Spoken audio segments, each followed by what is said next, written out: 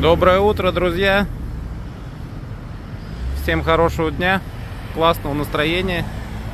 У нас 8 утра, а солнышко нас радует, как и вчера.